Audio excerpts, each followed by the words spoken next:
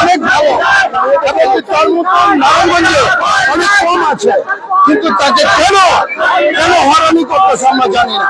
কিন্তু আমাদের একটাই প্রশ্ন, সাদা ফ্রেশ মন তাকে কেন অ্যারেস্ট করা হবে?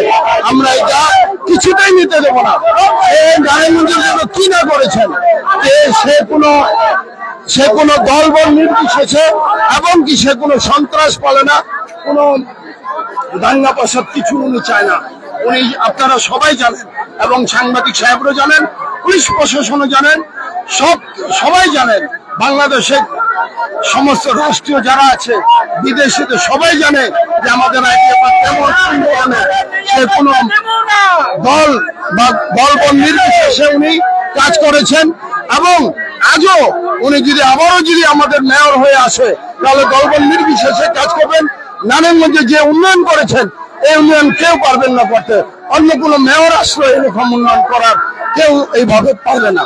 তাই আমরা সবার কাছে, নারায়ণগঞ্জবাসী সবার কাছে আমাদের একটাই আবদার যে আমরা আমাদের ডাক্তার সেলিনা হায়াত আইবি আপাকে আমরা যেভাবে আছেন উনি সেভাবে আমাদের ওনার বাসায় থাকবেন। আমরা কোনো প্রশাসনকে তুলে নিতে দেব না। যদি আমাদের মৃত্যু যদি হয় এখানে তাহলে আমরা মৃত্যুবরণ করব, আর যদি নিতে হয় আমাদের এত হাজার হাজার লোকের লাশের উপরটা আইবি আপাকে নিতে হবে। আমরা হুলিগাদের রাজি আছি, কারণ এই নির্দোষ লোক, আমরা বুক পাইতে রাজি আছি, আমরা বুকের ভিতরে গুলি নামবো, কিন্তু দেবো না, পুলিশ নিতে পারবে না, আমাদের বুকের উপরে গুলি দিয়ে নিয়ে যেতে হবে। হ্যাঁ নির্দোষ লোক, আমাদের বুকের উপরে গুলি দিয়ে নিয়ে যেতে হবে। হ্যাঁ নির্দোষ লোক দিতে পারবে লোক দিতে পারবে হ্যাঁ আমাদের বুকের উপরে যা গুলি দিয়ে নিতে পারবে, আমরা বুক পেতে দেবো।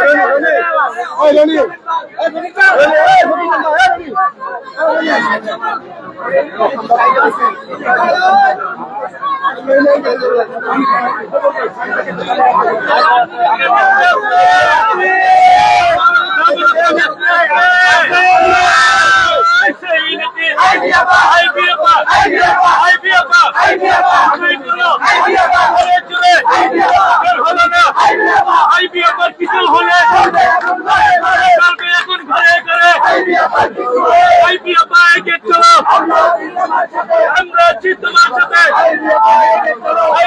ভয় নাই, রাজপথ ছাড়ি নাই। চলো আমরা জিতবার সাথে।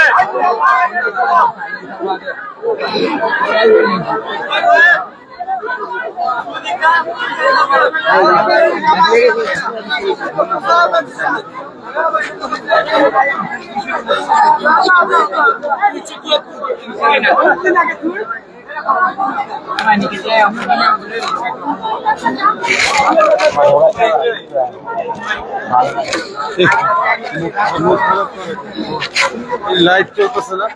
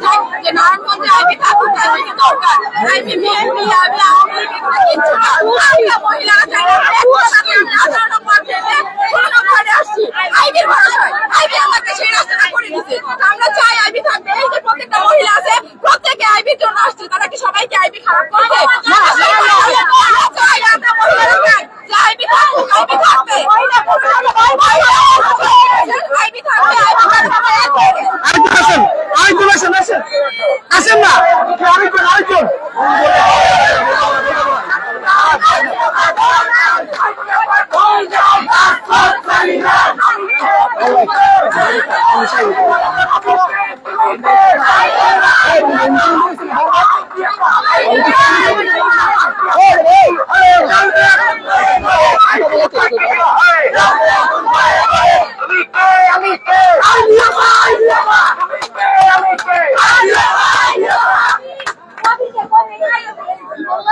খেলা সবই লইছে কিনারা কি সবই শব্দ হয়ে গেল না